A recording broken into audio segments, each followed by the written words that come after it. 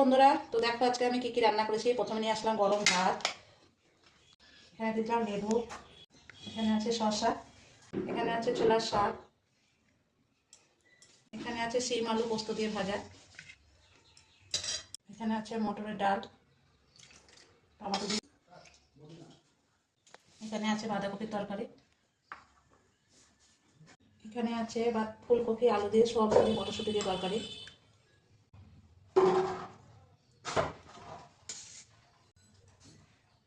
এখানে আছে আমের চাটনি কিশমিশ কাজু বাদাম দিয়ে,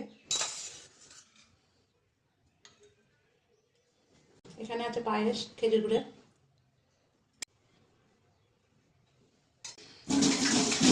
খেজুর গুড়ের রসগোল্লা। আমাদের এই দুপুরের মেনু কেমন হয়েছে সবাই অবশ্যই বলবেন, ভালো লাগলে লাইক কমেন্ট করবেন।